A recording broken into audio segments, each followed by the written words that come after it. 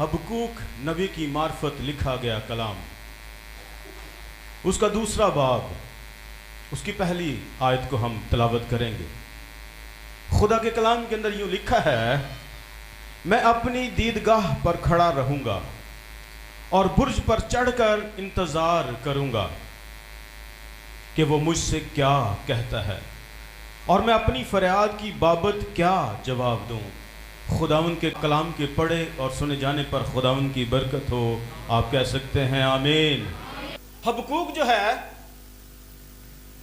वो इस किताब को जब लिखता है, हालात बहुत ख़राब हैं।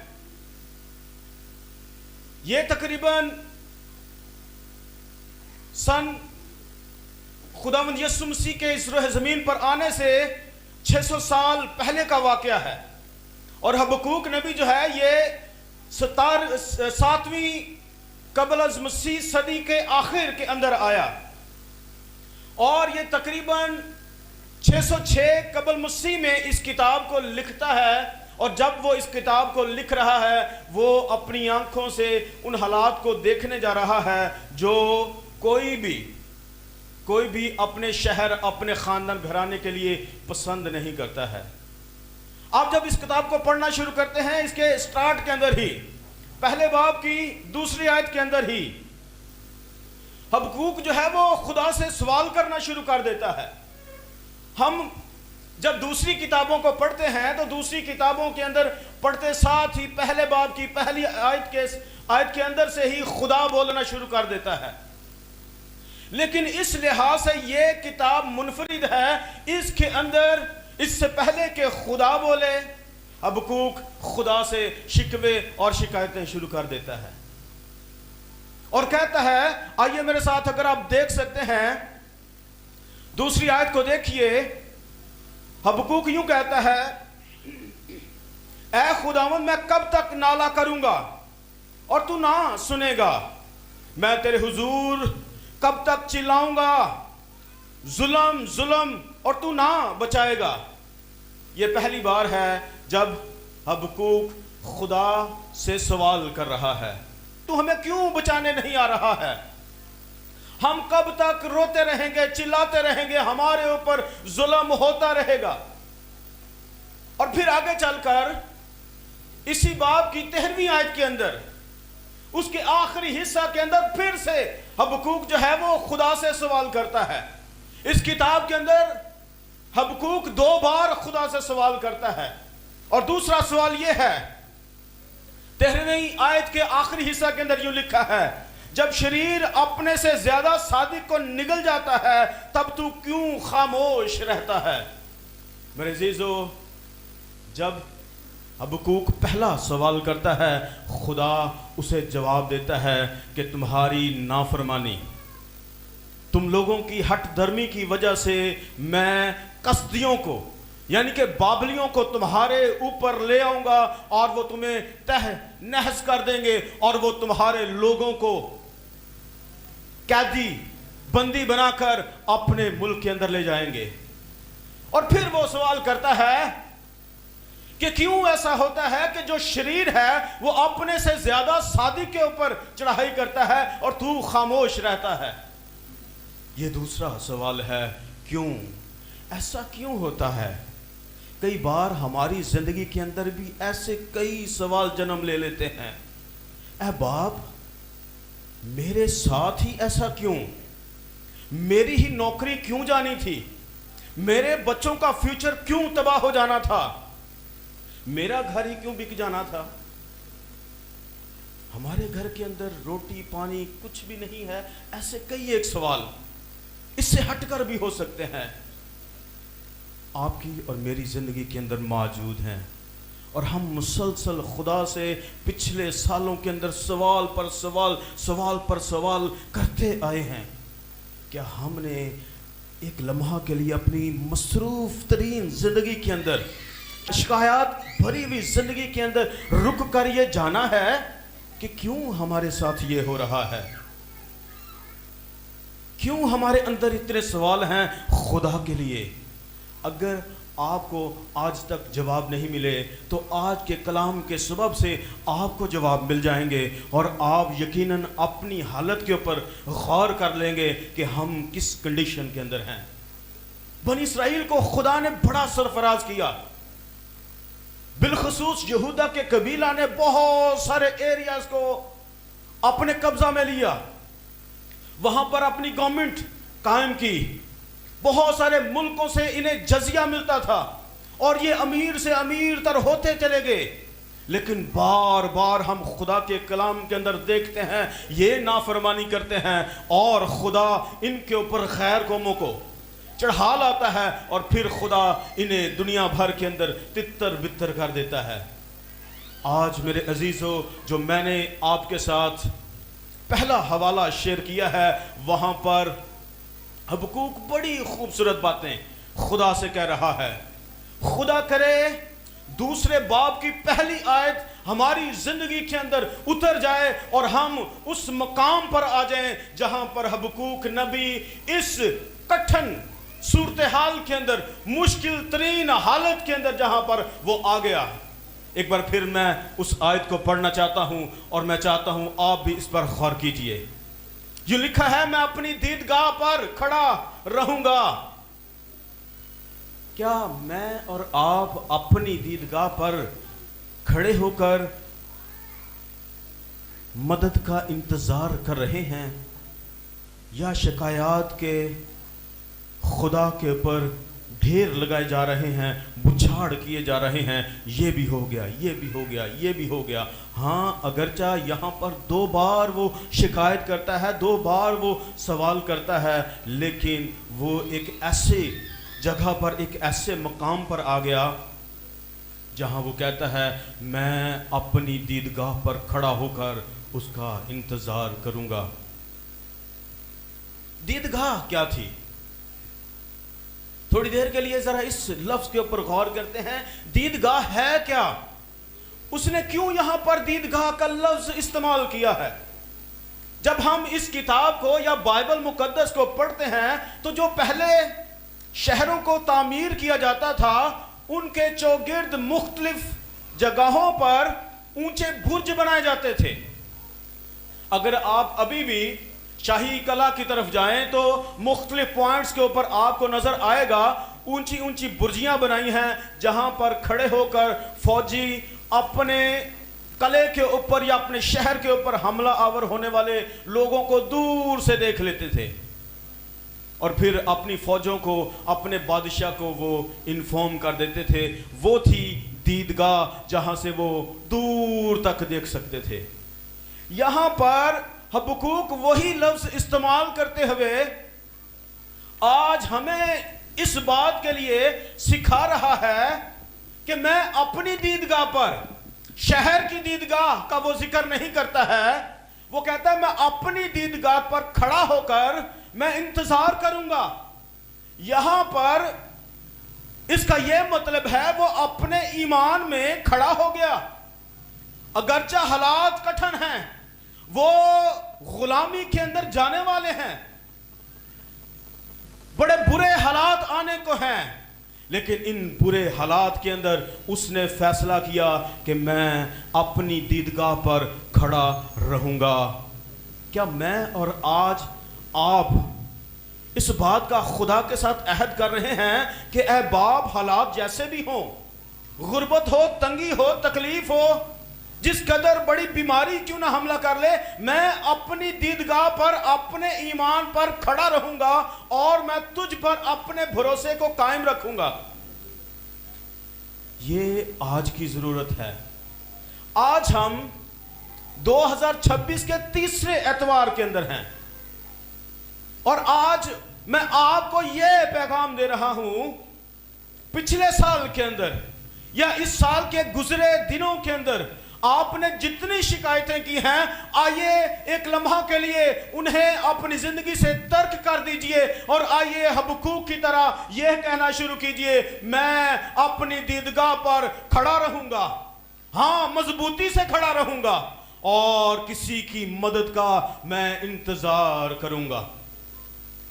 یہ آج کی ضرورت ہے جب آپ کی اور میری زندگی کے اندر اس کا مکاشفہ کھل جائے گا، 2026 نہ صرف ہمارے لیے بلکہ ہماری نسلوں کے لیے برکت کا، ترقی کا، سرفرازی کا اور بڑھوتری کا سبب ہو جائے گا۔ اور پھر وہ کہتا ہے برج پر چڑھ کر انتظار کروں گا، اپنے ایمان کی بلند ترین سطح پر جا کر میں اس کا انتظار کروں گا۔ اور جو میرے آج کے پیغام کا ٹاپک ہے وہ بھی یہی ہے، خدا پر بھروسہ رکھتے ہوئے اس کا انتظار کیجئے۔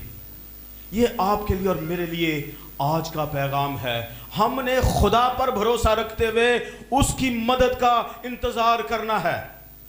اور پھر وہ ہمیں یہاں پر کہتے ہوئے نظر آتا ہے، وہ مجھ سے کیا کہتا ہے؟ اس کا مطلب ہے وہ خدا کے کلام کا، خدا کی آواز کا انتظار کر رہا ہے۔ اسے پتا ہے کہ جب خدا میرے ساتھ بولے گا، جب خدا میرے ساتھ کلام کرے گا تو پھر میری زندگی کے حالات بدل جائیں گے، میری بیماریاں، میری تنگ دستیاں، میری بے روزگاریاں مجھ سے جاتی رہیں گی۔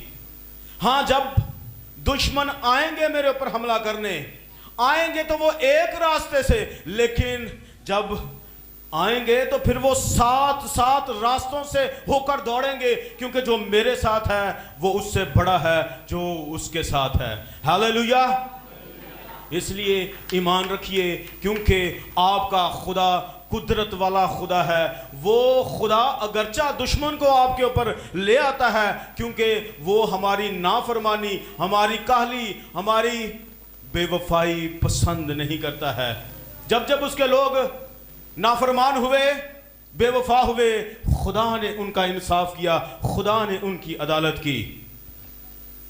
اور ان حالات کے اندر میرے عزیزو، جب خدا بولا، کیونکہ یہاں پر وہ کہتا ہے میں خدا کے کلام کا، خدا کی بات کا انتظار کروں گا کہ وہ مجھ سے کیا کہتا ہے۔ اور جب ہم آگے بڑھتے ہیں دوسرے باب کی دوسری آیت میں، وہاں سے خدا پھر اسے جواب دینا شروع کرتا ہے۔ اور پھر حبقوق کہتا ہے تب خداوند نے مجھے جواب دیا اور فرمایا کہ رویا کو تختیوں پر ایسی صفائی سے لکھ لوگ دوڑتے ہوئے بھی اسے پڑھ سکیں، کیونکہ یہ رویا ایک مقررہ وقت کے لیے ہے، یہ جلد وقوع میں آئے گی اور خطا نہ کرے گی۔ اگرچہ اس میں دیر تو ہو تو بھی اس کا منتظر رہ، کیونکہ یہ یقیناً وقوع میں آئے گی، تاخیر نہ کرے گی۔ اور پھر وہ بات جو خدا اسے تختیوں پر لکھوانے کے لیے کہہ رہا ہے وہ چوتھی آیت ہے۔ آئیے اب اس کے اوپر غور کریں گے۔ اور خدا پھر اسے کہتا ہے تختیوں پر جو تو نے لکھنا ہے وہ یہ ہے، دیکھ متکبر آدمی کا دل راست نہیں ہے، لیکن صادق اپنے ایمان سے زندہ رہے گا۔ یہ ہے میرے لیے اور آپ کے لیے 2026 کے اندر خدا کا پیغام، خدا کا کلام۔ اگر شکایتیں رہی ہیں، آئیے اس کلام کو تھام لیجئے۔ ایسا نہیں ہوا کہ یہودا کے اوپر کسدیوں نے چڑھائی نہیں کی خدا کے کلام کرنے کے بعد، بلکہ یہاں پر ہی واضح ہو جاتا ہے، خدا جب اسے کہتا ہے کہ تو نے اسے تختیوں پر لکھنا ہے تاکہ لوگ بھاگتے ہوئے مصیبت کے اندر بھی میرے کلام کو یاد رکھیں۔ آپ مصیبت کے اندر ہیں، آپ پریشانی کے اندر ہیں، اگر آپ کو اس کا کلام یاد ہے، یقین جانیے حالات بد سے بدترین بھی ہو جائیں گے، آپ زندہ رہیں گے، کیونکہ خدا کا کلام اس بات کا شاہد ہے۔ اور وہ کہہ رہا ہے میرا صادق بندہ ایمان سے زندہ رہے گا۔ عبرانیوں کی کتاب یا عبرانیوں کے نام لکھا گیا خط پڑھیے، اس کے 10ویں باب کی 38ویں آیت کے اندر بھی سیم یہی آیت کوڈ ہے، میرا راست باز بندہ ایمان سے جیتا رہے گا۔ اگر آپ راست باز ہیں، اگر آپ صادق ہیں، ایسا نہیں کہ آپ مصیبت میں نہیں جائیں گے، آپ مصیبت میں تو جائیں گے لیکن کوئی ہے جو آپ کے ساتھ ہے، جس نے آپ کے لیے کلام کیا ہے اور وہ اپنے کلام کو پورا کرنے میں ہر وقت جاگتا رہتا ہے، بیدار رہتا ہے۔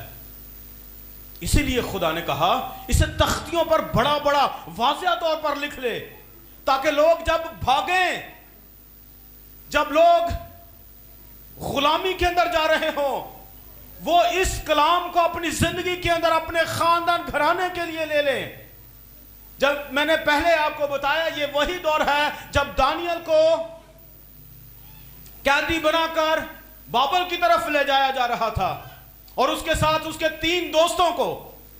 کیا ان لوگوں کو، میری مراد دانیل اور اس کے 3 دوست ہیں، کیا وہ بابل کے اندر جا کر گمنام ہو گئے، یا اعلیٰ عہدوں پر انہیں فائز کیا گیا، انہیں اعلیٰ مرتبے دیے گئے؟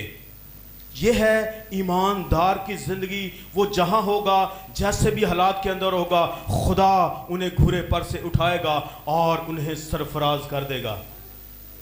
اور خدا کے کلام کے اندر لکھا ہے دانیل اور اس کے دوستوں کو اس ملک کے اندر، کسدیوں کے ملک کے اندر، بابل کے اندر بڑے اعلیٰ مقام دیے گئے، اور باقاعدہ بادشاہ ان سے صلاح مشورے لے کر اپنی سلطنت کو چلایا کرتا تھا۔ یہ ہے خدا کی قدرت جو اس کے بندوں کے ساتھ، جو اس کے بیٹے اور بیٹیوں اور صادقوں کے ساتھ رہتی ہے، اور وہ قید کے اندر چلے جائیں، انتہائی پستی کے اندر چلے جائیں، تو بھی وہ ہلاک نہیں ہوتے ہیں بلکہ زندہ رہتے ہیں، اور بہت سارے لوگوں کے لیے وہ زندگی کا باعث ہو جاتے ہیں۔ اس لیے میں آج آپ سے کہہ رہا ہوں، ایمان کے اندر مضبوط ہو جائیے۔ آپ کا اور میرا باپ جس کو ہم ابراہم کہتے ہیں، وہ اپنے ایمان میں کھڑا ہو گیا۔ 75 سال کی عمر میں خدا نے اس سے وعدے کیے، میں تیری نسل کو بہت زیادہ بڑھا دوں گا، آسمان کے ستاروں کی مانند، ریت کے ذروں کی مانند۔ کیا اس کے ساتھ وعدہ کرنے کے فوراً بعد ایسا ہو گیا؟ یقیناً آپ کہیں گے نہیں۔ 75 سال کی عمر میں خدا وعدے کرتا ہے، اور 100 سال کی عمر میں جا کر وہ وعدہ پورا ہوتا ہے، اور خدا اسے اسحاق سے نوازتا ہے۔ 25 سال کسی کا ایمان کے اندر کھڑے رہنا، یہ بہت بڑا خدا کے نزدیک معنی خیز ہے۔ کیا آپ 1 سال، 2 سال، 3 سال، 5، 10، 15 سال مسلسل ایمان میں مضبوط رہے ہیں، یا جو آپ نے کبھی دعائیں کی آپ خود بھی بھول گئے، آپ کو خود بھی وہ باتیں یاد نہ رہیں؟ اگر ایسا ہے، میں آج میرے عزیزو آپ سے کہہ رہا ہوں، آپ دعائیں مانگ کر بھول سکتے ہیں جو آپ نے اپنے بچپن میں یا لڑکپن میں کی، لیکن آپ کا اور میرا خدا ان دعاؤں کو کبھی نہیں بھولتا ہے، وہ اپنے وعدوں کو یاد رکھتا ہے۔ اور خدا نے 25 سال کے بعد ابراہم کو یاد کیا، اور اس کو اس کے صلب سے اسحاق جو وعدے کا فرزند ہے وہ عطا کر دیا۔ اگر آج آپ ایمان کے اندر مضبوط ہوں گے، خدا آپ کے لیے بھی یہی کہہ رہا ہے، میرا راست باز بندہ، میرا صادق بندہ ایمان سے جیتا رہے گا، حالات جیسے بھی ہوں۔ ہمارے شہر کے، ہمارے ملک کے حالات خدا نہ کرے جیسے بھی ہو جائیں، بد سے بدترین ہو جائیں، مہنگائی جتنی بھی مرضی کیوں نہ ہو جائے، اس کے لوگ ایمان سے زندہ رہیں گے، کیونکہ خدا نے یہ فرمایا ہے۔ اگر آپ آج ایمان پر کھڑے رہیں گے، آپ کے لیے زندگی کی نوید ہے، آپ کو وہ تباہ برباد نہیں ہونے دے گا، بلکہ آپ کو ہی نہیں بلکہ آپ کی نسلوں کو بھی سنبھالے گا۔ اور جس طور پر اس نے بابل کے اندر نہمیہ کو استعمال کیا، پھر وہ وہاں سے خدا کے لوگوں کو لے کر یروشلم کی طرف واپس آئے، یروشلم شہر کی انہوں نے تعمیر نو کی۔ آج خدا آپ کو آپ کے خاندان گھرانے کی بحالی کے لیے، سرفرازی کے لیے استعمال کرنا چاہتا ہے۔ کیا آپ اپنے آپ کو پیش کرتے ہیں؟ اپنے آپ کو اویلیبل کرتے ہیں؟ اگر ایسا ہے تو آئیے اپنی آنکھوں کو بند کیجئے اور ایک لمحہ کے لیے سوچ لیجئے آپ کن طرح کے حالات کے اندر سے گزرے ہیں. کتنے سال آپ پریشانی کے اندر، بیماری کے اندر مبتلا رہے ہیں. آپ کو کس قدر بیماری نے پست کیا ہے، بدحال کر دیا ہے. آج آپ کے لیے زندگی کو وہ جاری کرنا چاہتا ہے. جب اس کی زندگی، اس کی تسلی، اطمینان آپ کو مل جائے گا، آپ اس روح زمین پر سرفراز ہونا شروع ہو جائیں گے اور آپ کی نسلوں کو خدا برکت دے گا. اگرچہ بنی اسرائیل، یہودا کا قبیلہ قید کے اندر گئے، لیکن وہ قید کے اندر پڑے نہ رہے، بلکہ خدا انہیں وہاں سے چھڑا کر لے آیا اور انہیں ان کے شہر کے اندر پھر سے سرفراز کر دیا. آئیے اپنے آپ کو سبمٹ کیجئے اور کہیے خداوند میں اپنی سوچوں، خیالوں، ارادوں کے ساتھ، اپنی ساری ناکامیوں کے ساتھ، اپنی ساری کمزوریوں کے ساتھ اور اپنی بیماری کے ساتھ تیرے حضور میں آ جاتا ہوں اور تیری قدرت کا اپنی زندگی کے اندر اعلان کرتا ہوں کہ تو بڑا ہے، تو قدرت والا ہے اور تو نے اپنے کلام کے اندر فرمایا ہے لیکن صادق ایمان سے زندہ رہے گا.